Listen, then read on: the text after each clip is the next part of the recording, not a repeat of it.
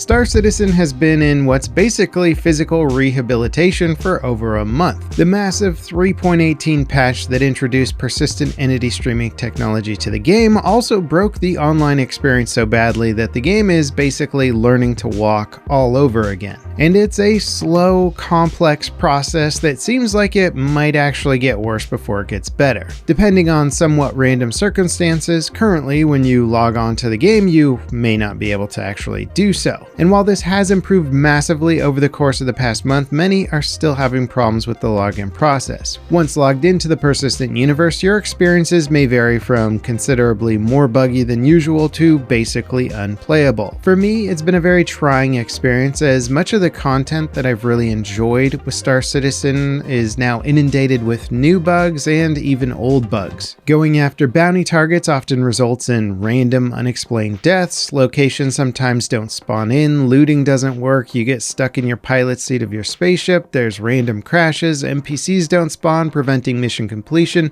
missions don't register after accepting them or even after completing them, and of course all the other bugs that were in Star Citizen before this patch came out are still pretty much there. Basically, it's a buggier, less stable experience than what it was before. And players are also contending with new problems caused by the persistent entity streaming tech. Tons of abandoned spaceships forever floating in space around stations, and wrecks outside of popular landing zones are polluting the landing pads themselves or the environment. Due to persistent entity streaming, ships, bodies, and loot will basically persist in space or on a planet forever, which is very cool, but obviously leads to tons of issues. I think CIG is trying to address this in the upcoming patches, but it's still certainly become a flight hazard and a major performance chunker as well. Not to mention, I'm not sure CIG really wants the entirety of space to look like a giant trash dump. And I'm sure Cloud Imperium Games is learning and deciding on the best course of action to fix persistent issues. It does seem like at least some of these fixes could be reliant on new game tech that could be a ways off in development, such as hole munching, which will allow other players to use salvage ships to actually eat abandoned ships around the universe. This could allow players to actually clean up this garbage,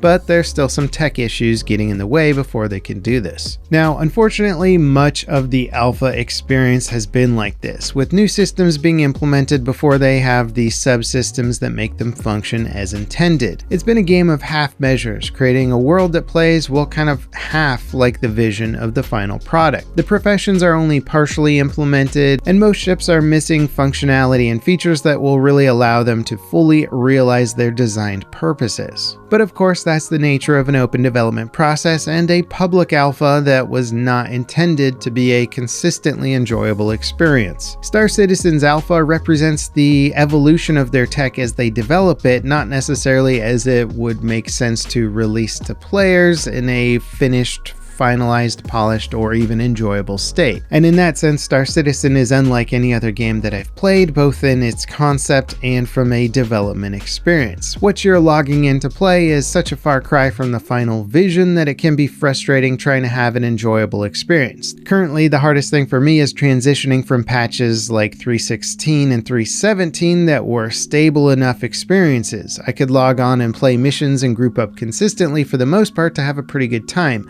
but 3.18 has injected enough problems to push the game back past that threshold of what I consider to be an enjoyable experience. Now, over the past month, the developers have been working on back-end fixes, new hotfix patches, and pushing toward two major fix-it patches, 3.18.1 and 3.18.2, both which will allegedly update and fix flaws with the system. One of the trickier problems with this 3.18 patch is that it worked well on the test server environment, but when deployed at scale, the database and ingest system just ran into tons of problems. So once again, testing the fixes in the test server environment may once again lead to the inability to stress the system with larger player numbers.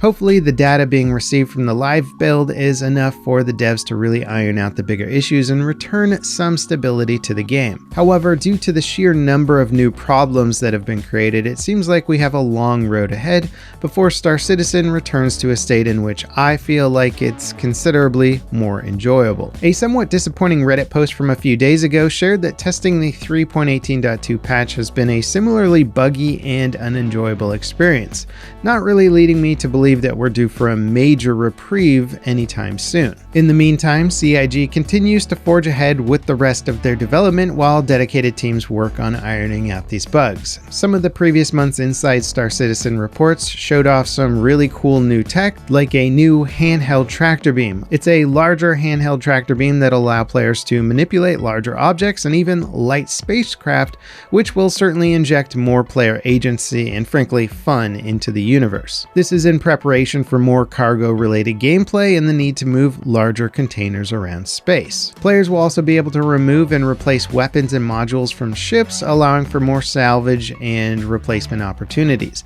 Destroying a ship could result in some new components and weapons for your ship, or at least ones that you can take and then sell once you get to a store. Or at least ones that you can take, put in your cargo hold, and then sell at a later date. There's also an overhaul for the major city of Loreville that's continuously teased. It's also scheduled for release soon, which looks very nice. There's new atmospherics coming to Hurston, and new denser forests are being teased for Microtech as well. New vehicles and spaceships are being shown off with the new luxury ground vehicle, the Lynx, and some new 600i turrets, and the new dedicated tractor beam tugboat ship, the Argo SRV, plus tons of other little Easter eggs and teasers. Meanwhile, the behind-the-scenes reports for the single-player Squadron 42 sound like good progress is being made, with rumors still suggesting that its release date might actually be in the not-so-distant future. But again, Star Citizen and release dates are basically a meme at this point, so take that with a grain of salt. Being a fan of Star Citizen is like riding an emotional roller coaster. At times, you'll be over-the-moon hyped and having incredible game world experiences.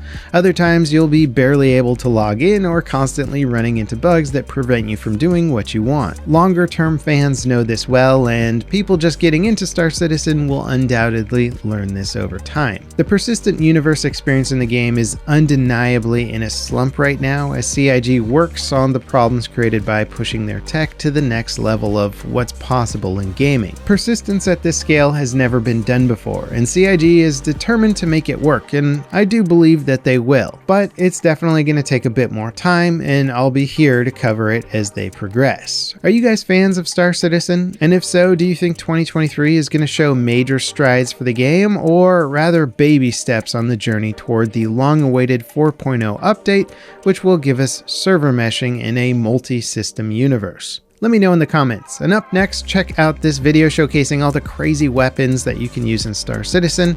As always, thanks for watching. I'll see you next time. This is LevelCap, signing off.